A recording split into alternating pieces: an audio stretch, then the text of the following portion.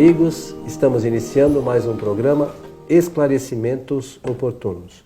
Nosso programa tem o objetivo de levar você às informações da doutrina espírita e para isso nos baseamos sempre em suas obras fundamentais, que são os livros de Allan Kardec.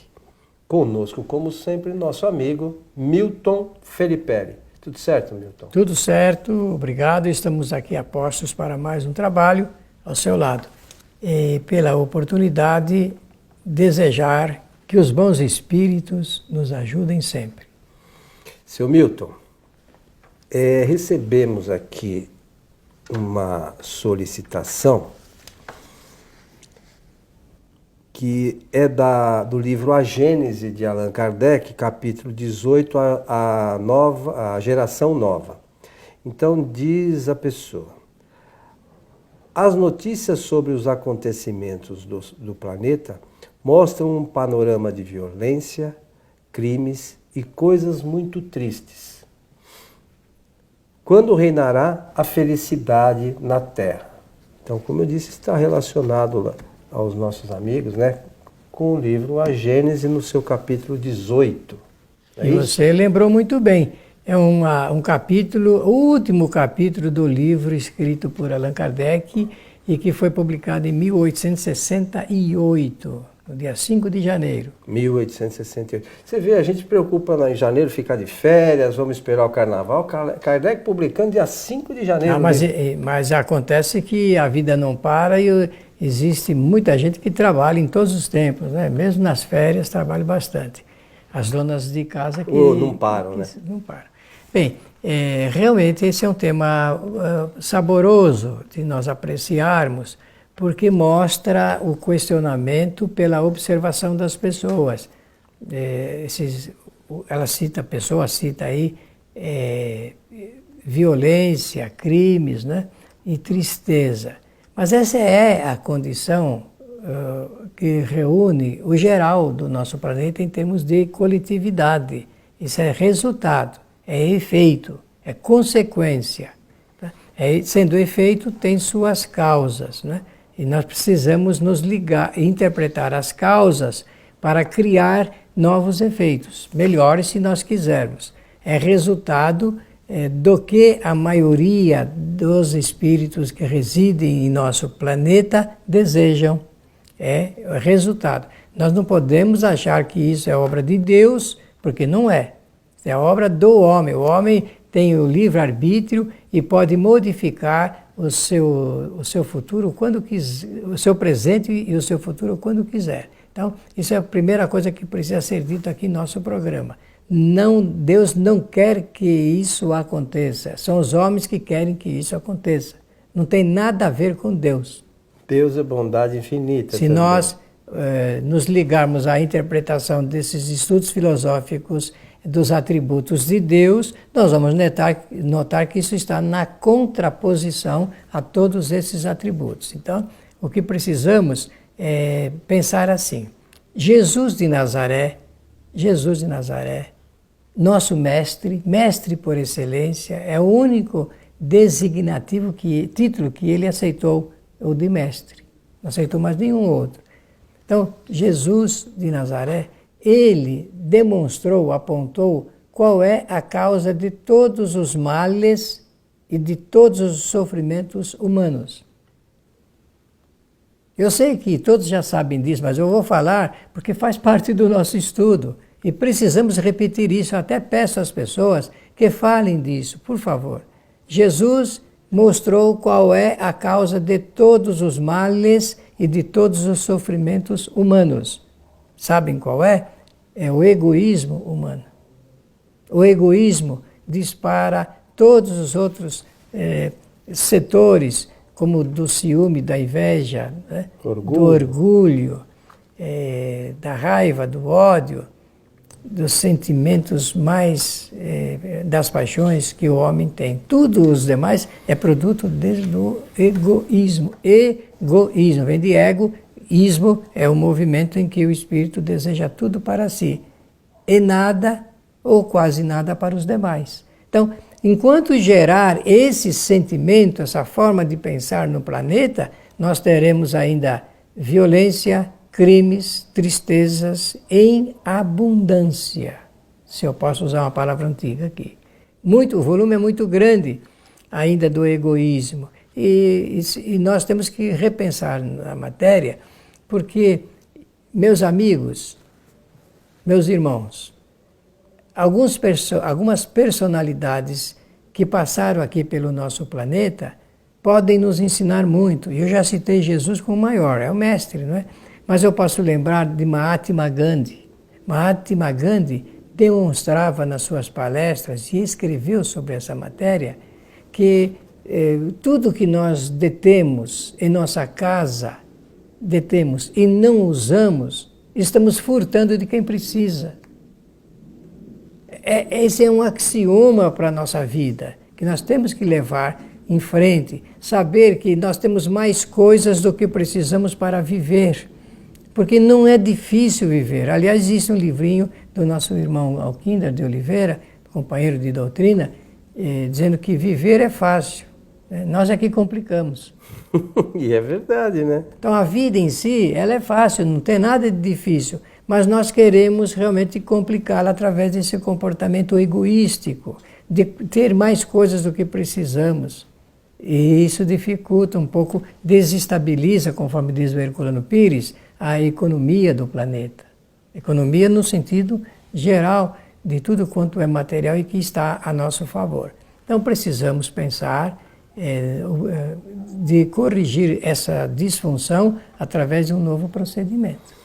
Mudar a forma de pensar. Mas isso decorre da condição nossa, né, espiritual. Nós estamos ainda num planeta de provas e expiações, e os espíritos que habitam esse planeta têm essa condição. Agora, isso também não quer dizer que a gente não possa mudar, né? Existe a lei de progresso e a Terra está inserida nisso. E nós, como espíritos, também estamos inseridos nisso. Então, se a gente está vendo que isso está ruim, o que eu vou fazer para melhorar? Porque a gente se colocar nessa análise do que passa na televisão, isso é muito fácil. E o que eu estou fazendo para que a Terra se transforme num mundo melhor, para quem sabe meus filhos, meus netos, no futuro não tão distante, seja um planeta onde não haja tanta violência, tanta desigualdade, crimes, o egoísmo não seja tão exacerbado, que essas coisas sejam minimizadas. O que a gente faz? Esse é o detalhe que nós precisamos repor e recompor sempre, né? Termos isso sempre presente, porque se nós não tivermos a ideia de que nós contribuímos com esses crimes e com essas tristezas, esses acontecimentos funestos, demarcados aqui por quem efetuou a pergunta, com certeza nós não teremos ainda a noção do que é a nossa vida no sentido geral, e esta existência que escolhemos para viver em processo de coletividade. Agora, Coelho, eu preciso dizer em nome do Espiritismo que os espíritos que residem na Terra, eles são alterados com a vinda de outros espíritos, então é uma transmigração muito interessante dos mundos, mas acontece que sempre alinhados pelas provas e expiações, vindo de outros planetas de igual qualidade e da mesma oportunidade e com os mesmos sentimentos. Porque se diz, olha, essa geração que está vindo vai consertar, vai. Entretanto, não esqueçamos que os espíritos podem ser mais inteligentes no processo da intelectualidade e ainda estarem em processo passível de aprendizagem no campo da moral. Então, as duas coisas precisam estar alinhadas, a intelectualidade e o aspecto moral dos espíritos, para que haja uma ordenação mais pacífica, mais harmônica em nosso mundo. Eu citei Mahatma Gandhi lá atrás. Então, outro exemplo de dedicação à coletividade é Madre Teresa de Calcutá.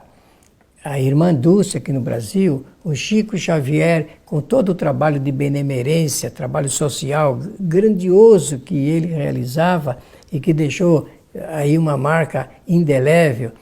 Discursos, por exemplo, de fraternidade propostos por Martin Luther King, no sentido de demonstrar que os homens precisam conviver no regime da verdadeira fraternidade, da irmandade, da igualdade. Então são detalhes interessantes que não devem faltar no nosso estudo, porque se nós quisermos um planeta melhor, nós temos que lutar pela melhora do nosso mundo. Melhora no sentido das gerações novas receberem as melhores lições de vida que foram apresentadas, escritas e vivenciadas por grandes e ilustres espíritos aqui na Terra. Eu gostaria de uma explicação sua sobre uma questão que existe muita coisa sendo dita no meio espírita, enfim. Segundo nos orienta a doutrina, você mencionou, poxa, porque os espíritos vêm de outros planetas e tal. Como é que se dá isso? Naturalmente. É por processo de atração magnética. É evidente que por trás disso está uma engenharia muito sábia do Criador, que nós não entendemos, mas que é para favorecer esse processo de aprendizagem e de ensinamento de uns para com os outros. Então, mas o espírito em si, que está no planeta Júpiter, por exemplo, ele quer vir para a Terra. Como é que acontece isso? O quer vir para a Terra não significa que isso vai acontecer. Quer é querer, é a vontade. Entretanto, existe, digamos, como os planetas, eles são administrados por espíritos superiores, porque a administração é sempre superior. Então, eu entendo que existe uma relação, um acordo entre os espíritos superiores que administram os planetas, para poderem fazer esse encaminhamento. Vou usar essa expressão, ela não é muito certinha, mas vai para dar para entender. Então, desse acerto, existe realmente a atração magnética em processo de coletividade de um planeta que atrai os espíritos necessitados daquele tipo de experiência que se realiza naquele ambiente. Interessante isso. Até para que os que sabem mais ensinar os que sabem menos e assim aprenderem no processo de transferência de conhecimento. Mas não lá, essas questões são todas decorrentes das necessidades dos espíritos. Do espírito, exatamente. Não tem nada que você vai ser degradado, você vai para lá porque você não fez as coisas direito. Não existe muitas essas coisas, né, Milton? Isso é uma simbologia, né? Nós temos que aprender através do símbolo ou da imagem criada para tal. Ela é um pouco aterrorizadora, se a gente imaginar bem, em termos de ameaça. O que eu sei é que os espíritos realmente eles fazem as mais variadas experiências e quando não há mais condição de aprender em um determinado mundo, passam para outros mundos, a fim de aprenderem, continuarem o processo de aprendizado, mas também transferirem o seu conhecimento para aqueles que sabem menos do que ele. Então é sempre assim, o que sabe mais ensina o que isso sabe mesmo, menos. Isso mesmo. É uma linha corrente que acontece e os espíritos vão com isso se aprimorando, ensinando de uns e colhendo conhecimento dos outros. Eliminada, segundo esta minha teoria, e a teoria penso que doutrinária, eliminado o regime do chicote, né? Porque senão não tem essas coisas, vai na marra. Eu acho que dá para entender o que eu quero dizer. Então não existe isso, porque a bondade de Deus reina soberana em todo o universo. Em todo o universo. Só existe isso. O restante é por conta dos espíritos que ainda não entenderam e não entendem essa linguagem pedagógica, linguagem de que nós aprendemos sempre com o bem. Embora o mal também tenha a sua pedagogia, tenha a sua forma de ensinar, mas isso é transitório, ninguém fica permanentemente mal, fica transitoriamente ligado com o mal através do desconhecimento a respeito do bem. Deu para entender? Eu perguntei, em função dessa coisa dos crimes, esses espíritos não serão eternamente maus. De jeito algum. Eles vão melhorar cedo ou tarde, é uma lei natural. Eles vão progredir também. E, claro, e pelo processo sucessivo das encarnações. Que elas podem se dar, por vezes, até como você mencionou há pouco. Ele chegar num grau de condição evolutiva e até que isso aconteça, elas todas podem se dar aqui na Terra mesmo. Com certeza. Não tem que ir para outro lugar. Não, mas peraí, você não está bonzinho, eu vou te pôr lá vou te mandar para não sei para onde. Isso não existe, né? Nem pode existir porque é uma interferência ao livre-arbítrio e o livre-arbítrio é uma lei natural e protege o espírito para que, quanto mais ele sabe, mais amplia a sua liberdade de opção. Então é sempre uma oportunidade de crescimento para o espírito. Quer ver? O que nós fazemos nos centros espíritas? Além de tantas atividades, temos lá uma chamada reunião de desobsessão, quer dizer, livrar os espíritos do processo obsessivo, que é uma enfermidade espiritual. Nós não esclarecemos os espíritos ali? Claro. Eles ouvem e optam se querem ou não aceitar aquelas ideias. Mas fala uma vez, fala duas, fala três, fala milhares de vezes, até que um momento aprazado, o espírito começa a querer entender melhor. Algo chama a atenção dele, né? Isso, é melhor falar assim, algo chama a atenção. E aí começa um descortinar de uma nova era para o espírito. É assim na vida, a vida nossa é assim. A gente é renitente e não ouve e nem entende e nem aceita até um determinado ponto. Depois passa a aceitar. Tem na revista Espírita um artigo que fala da cura moral dos encarnados, né? E aí é engraçado que lá o espírito, se eu não me engano é São Luís, que faz o relato, com os desencarnados, eles vêm, como você mencionou, vêm na reunião, conversa e tal, e aos poucos eles vão aceitando aquilo. O duro é os encarnados, nós, né? Com essa questão, como você mencionou, do egoísmo, nós somos teimosos, a gente não muda. A gente prefere ficar sofrendo do que mudar. Não, peraí, eu vou mudar de caminho, aqui não estou indo bem, eu vou buscar uma nova rota para a minha jornada. É engraçado isso, né? Os espíritos falam isso, que os encarnados são muito mais difíceis de mudar, claro, a forma de pensar e agir do que os desencarnados. É porque realmente a situação deles é mais livre para o entendimento. Assim, nós estamos muito agarrados às coisas do mundo material. E quanto mais agarrado é o espírito às coisas do mundo material, maior dificuldade ele sente em entender, compreender e se desvencilhar dessa situação. Então, olha, para entender melhor tudo isso, fica a sugestão, mais uma vez, da leitura do livro A Gênesis. Do livro A Gênesis, em seu capítulo 18, a geração nova. É isso, meu amigo? Kardec faz uma reflexão filosófica muito apropriada e com base, inclusive, em comunicações de espíritos também. É muito interessante. Meu amigo Milton, temos mais um minutinho, mas estamos chegando ao final de mais um programa. E eu queria que você falasse da importância, rapidamente, da importância da leitura das obras de Kardec para a compreensão geral das questões espíritas. Olha, desde que nós começamos aqui o nosso programa Esclarecimentos Oportunos e começamos a falar dos benefícios do conhecimento espírita, nós temos recebido depoimentos fantásticos de pessoas que não conheciam e passaram a ler e estudar as obras de Allan Kardec.